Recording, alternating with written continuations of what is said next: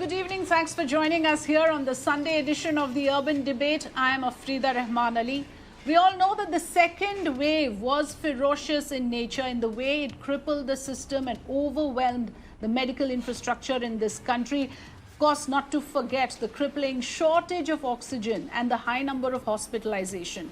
We are barely managing to recover from that phase. Since the beginning of May, cases are on the decline, but not without teaching us some very valuable lessons, which going forward, we need to pay heed to. What the AIIMS director has said on Saturday is now getting a lot of focus, primarily because of the violations that have come to the fore. The AIIMS director says the third wave is possible in 6 to 8 weeks if the COVID norms are not followed. COVID appropriate behavior must be aggressively followed from here on. Also because now the unlocking process has commenced, making it all the more important for people to observe the COVID protocols. Also saying that there needs to be a sizable population that is jabbed. So both these things must go together, the process of unlocking and the process of jabbing as many people as quickly as possible. Now, of course, area-specific lockdown in the case of surge is being suggested by the director of AIIMS. So that's the primary point that we are going to focus on. But remember, there are three major challenges that the country faces now. One, of course, the violations, and we'll show during the course of this program the kind of violations that are taking place. There are religious gatherings happening. There are, of course, elections coming up as well, and there are political parties that have already announced travel plans. All those challenges are there. Then, of course, the vaccine coverage continues to be very low. Just over 26 crore people have been vaccinated so far. Businesses cannot remain shut for too long because of the big concerns around Indian economy. So those are the challenges that we are navigating around. And now, of course, like I said, coupled with the upcoming state elections, weddings, religious gatherings, festivals, which is so much part of the Indian way of life, how are we going to design a strategy that will be effective to combat the third wave? That will be the focus of our discussion today. Let me introduce my guests joining us this evening. Dr. J. Radhakrishnan, Principal Secretary, Health and Family Welfare Department of the Government of Tamil Nadu. Welcome, Dr. Radhakrishnan. Madhavan Narayan, Senior Journalist, joining us as well. Dr. Rajiv Das Gupta, Chairperson, Center of Social Media and Community Health from the JNU and also member of the National COVID Task Force. Mr. Narayanan and Dr. Das Gupta and, of course, Dr. J. Radhakrishnan, welcome to this discussion. I'm going to come across to each one of you with some important questions. But before that, we need to show our viewers what we exactly mean when we say that there are violations now happening, which has raised the alarm, which has probably triggered that comment from the AIIMS director. Let's listen in to Alok Singh's report from one of the markets, busy markets in Chandni Chowk in New Delhi. Because the unlock has been started, and in fact, the national capital, 90% of the things are now open, especially the marketplaces. I'm showing the visuals of Chandni Chowk. My video journalist Mrityunjay will show you. You can see that the number of places in one of the lanes, and a large number of people are on the streets, and you can see some of the people are not wearing masks as well. On seeing the camera, they are just now putting up the masks on their faces. But many are still, sir, mask upar kar lijiye. So many are still not there. You can also see the complete flouting of social distancing. No social distancing norms are being followed at this particular market. Apart from that, you can also see that no checking is happening. In fact, last wave when came, we saw that lot of civil defense volunteers, local police usually stands in these kinds of markets and they keep issuing challan. But at this point, where I am reporting from, after since half an hour, I'm not seeing any police personnel or any civil defense volunteer who is coming over here and asking the people for not wearing masks or trying to, in fact, give them the message to maintain the social distancing. So COVID appropriate behavior is very important as far as the national capital's figure is concerned. Yes, number of cases are decreasing. 135, only 135 cases have come in 76,000 tests, and only 7 deaths have been reported in past 24 hours. 0.18% is the positivity rate.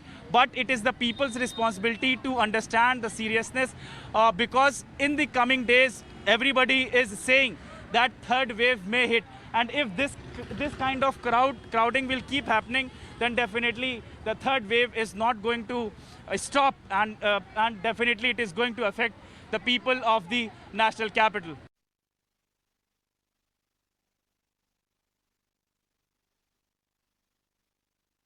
Right. So, Dr. J. Radhakrishnan, as a senior bureaucrat who's handling the situation on ground on a day-to-day basis and, of course, strategizing as well, tell us, how do we handle this? Because as we understand, it is high time to unlock. Businesses have been shut for way too long, and perhaps prolonging that beyond a point is not possible. But at the same time, we have reports from your state in Tamil Nadu, in Chennai, in fish markets, for example. People have started coming out with a vengeance, and with this kind of COVID inappropriate behavior, how are we going to avert another wave, Dr. Radhakrishnan? I think they have correctly pointed out the challenges which we face, the same challenges we faced in October, November, December, when people just could not understand, and that we are creating an ecosystem for the wave. And Tamil Nadu, if you look at, we are actually 2 weeks behind the other states as far as the peak is concerned. So all the more we are having a very calibrated response in unlocking. But as we unlock, our focus has been on, the biggest challenge is that unless community ownership comes in public health, this is going to be a big challenge, because the moment we, remove the restrictions, people think it is just like, you've gained independence, people just move around. So one, we are focusing on vaccination of all these, Coimbatore big market, then Kasimed fishing harbor, and the Chittadribet harbor. We have told the collectors, but we are very much worried that people in general, wherever they crowd, they tend to throw these COVID appropriate requirements, of just at least a mask and staying in maintaining a distance. So that the solution, which I personally feel, and we can all agree that there is a problem, unless there is an ownership by respective traders association, they came in a big way, got vaccinated. Then when you look at each place, if we allow community to own, if it is a resident welfare association, they start owning up this doing. In industries, we have created the focus nodal officers within the industries who will be monitored by us. It's next to impossible to keep monitoring 8 crore people on this. It's very easy to do. In a lockdown, it is much easier. So, of course, police, revenue, all have been given the fining authority. But yes, that was precisely my question, in fact, Dr. Radhakrishnan, that how will you set deterrence? It simply wouldn't do to blame it on community or leave it on community responsibility. And I understand you're saying that the vaccination process has to be paced up.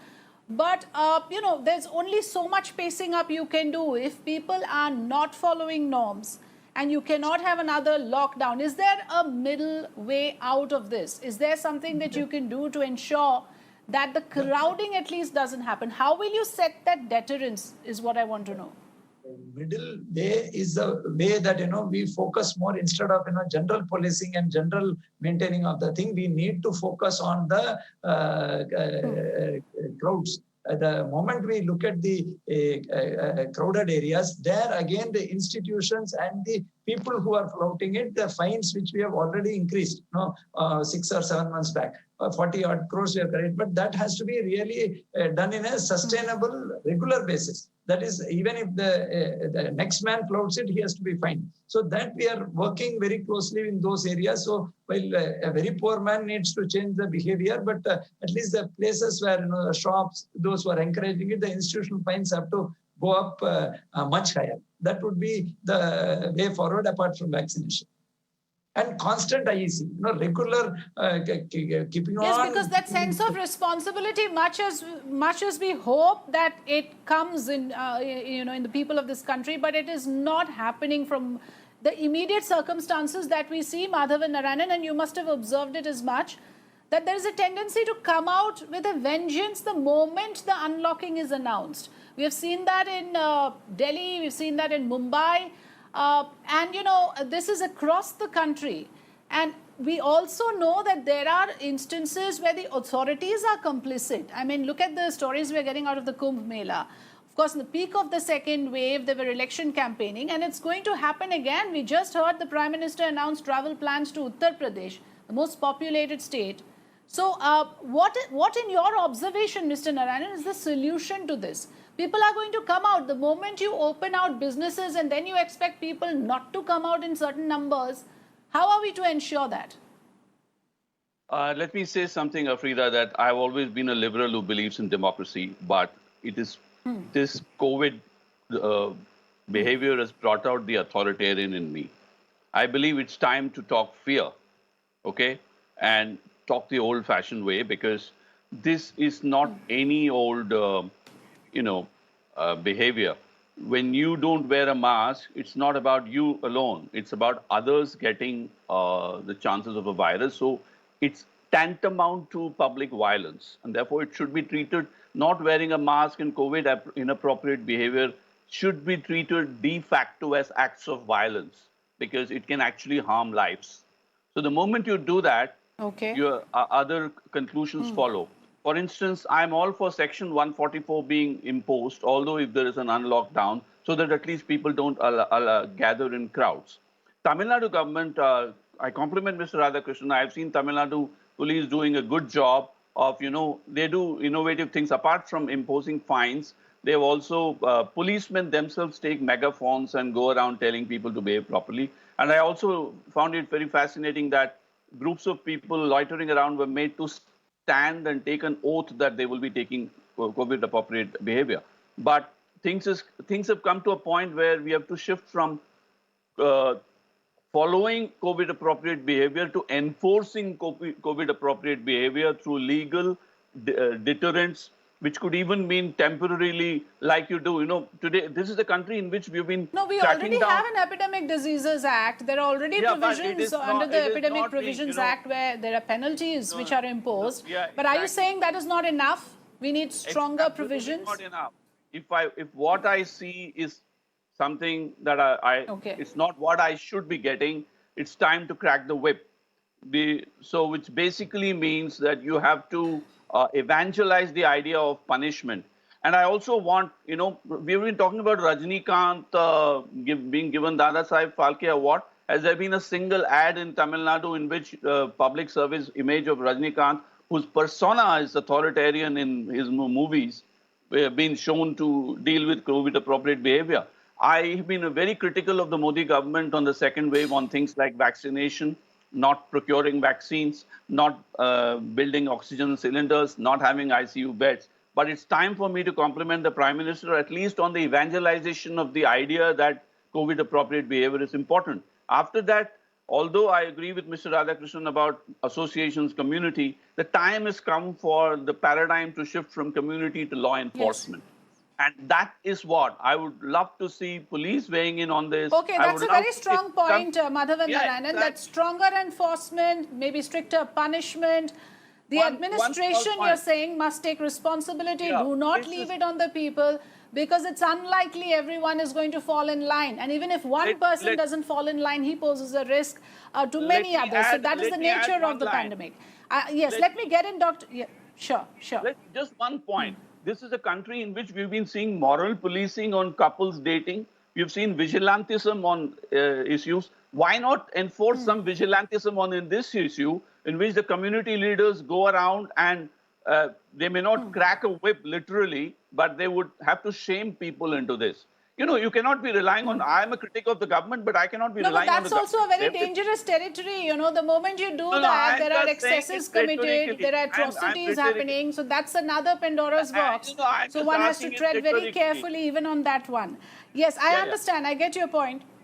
Yeah, I'm getting in Dr. Rajiv Dasgupta, because Madhavan Narayan also said that we need people to understand the enormity of the situation, which clearly is not happening, from what we can see, because clearly there's a fatigue element which has set in. There's a complacency now. just like it happened after the first wave, which is why we are having this discussion as to why is it that after seeing the intensity of the second wave and what the country went through, yet no lessons seem to have been learned by the larger population. Dr. Dasgupta, can you, for the sake of our viewers, help us understand what are the risks that we are looking at? Because the UK has now confirmed that 99% of their cases, of the fresh cases in UK, are all the Delta variant that was first detected in India. So are we saying that there is potentially a very large risk that we could be looking at even in the third wave? Thank you. That's a lot of questions. Let me try and do some justice to it. The last thing first, to answer the Delta and the Delta Plus question. As far as the Delta variant is concerned, Yes. the second wave in India has been contributed largely by the Delta variant and certainly to some extent by the Alpha variant. And in case of big cities, it's been multiple variants at play. So in some senses, the Delta variant has already swept through the country. The current concern, particularly from Maharashtra, the Konkan region and part of the Pune division, is the gradual emergence of the Delta Plus variant and whether that could pose as greater risk. Currently, that's something under watch, Yes. but let's not immediately panic about Delta variant, though there's no question of letting down the guard. Okay. As far as COVID appropriate behavior, let's wind back a bit in time.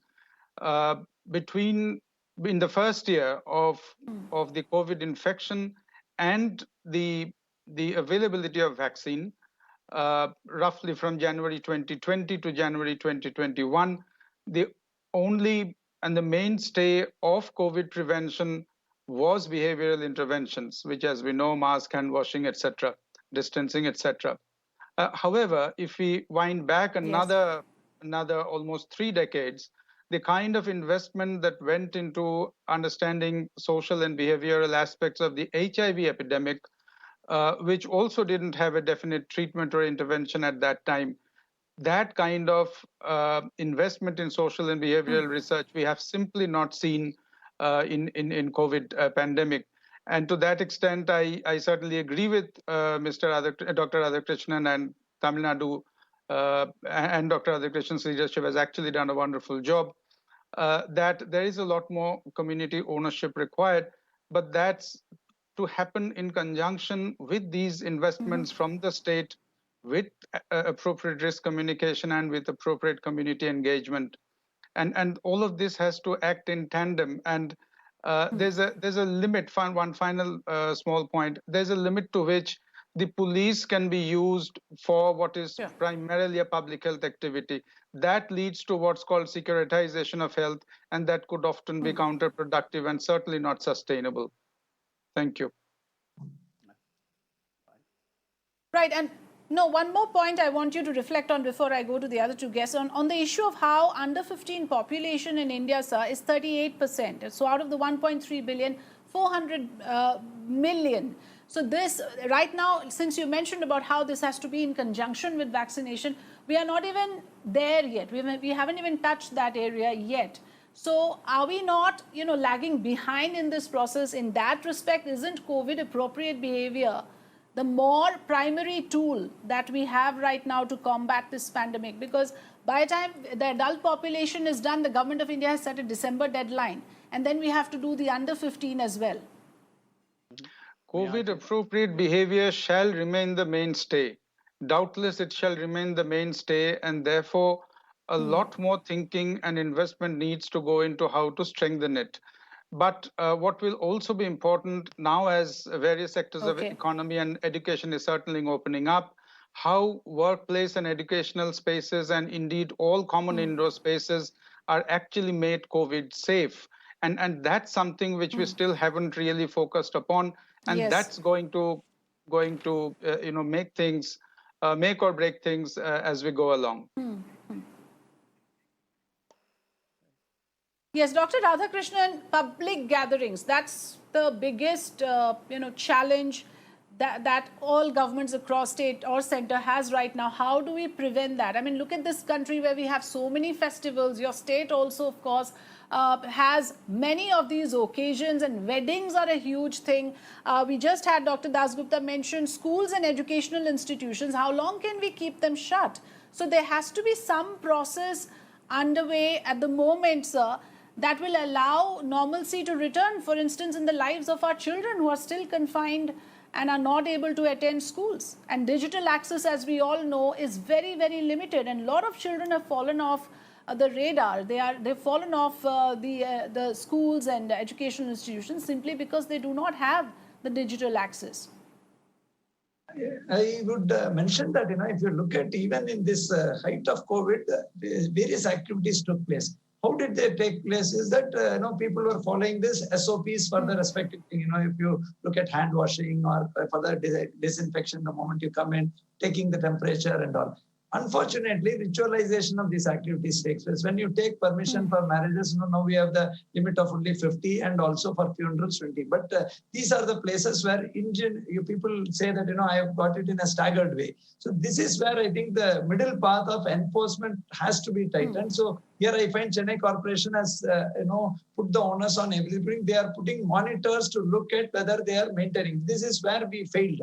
I have no shame in admitting that after the first wave, which was prolonged, and by October, November, when people became free, everywhere 200 means 200 people will be called in a staggered manner, and rich and poor, everywhere this floating was. Then if it is a religious gathering or a cultural gathering, and for that matter even political gatherings, they were also all were equally responsible for not following this. Yes. And COVID was very smart enough. Corona was very smart enough to find the person, irrespective of the various variants. The variation was in our behavior. So here I think a mixture of strictly guiding and like, for example, factories, we have created nodal officers who should implement, who will be monitored. So supervising that, I'm not saying that only community only, but unless the community wants it. You look at disaster. I've been working in disaster. Community-based disaster risk management succeeded. Whereas all the relief-based disaster management is only for a time. So this, with Corona not leaving us, there is no two opinion that community is strengthening. Just like, HIV, we went to syndromic surveillance approach, where you have testing centers readily available. People can walk in for testing. But the moment a crowded place or a closed place and contacts, these CCC areas are there, everybody knows that this is what has to be followed. That is actually, the other day, I was coming in an airport, I suddenly found nobody testing. Quick last word to Madhavan Narayan before I close the discussion. Madhavan Narayan, you said vigilance and stricter enforcement, but what is the roadmap going forward? We are only talking about businesses shutting. We are not even talking about right now of, say, offices and schools, etc. How are we going to open out, and how far are we from returning to normal? Because are we going to simply depend on herd immunity to set in at a certain point of time, or will vaccine-induced immunity be a realistic goal for us? Herd immunity is not something we can pursue as an objective. It will happen when it will happen, either preferably through vaccination. What we need is a combination of expert behavioral scientist assistance, in which I agree with Dr. Dasgupta that you cannot securitize public health, but we have to have something analogous to that close enough. I'm all for the power of language and visual communication to do this with serious consultations of cultural behavioral consultants coming in. In India, which is a nation of 1 billion people, we do not estimate the power of behavioral scientists. We just have public health experts. They need to hang out with behavioral science experts and take cultural elements that are there in the place already to send across powerful messages with a combination of incentives and disincentives, whether it is vaccine hesitancy, appropriate behavior, or everything. I can say a lot more on this. We'll have to end on that note. The messaging has to be powerful enough. There must be enough vigilance. The administration will have to buckle up once again. There's no two ways about it. Leaving it entirely to people to maintain COVID-appropriate behavior may not be the best way forward. Thank you so much, Dr. J. Radhakrishnan, Madhavan Narayanan, and also Dr. Rajiv Dasgupta for joining us on this debate.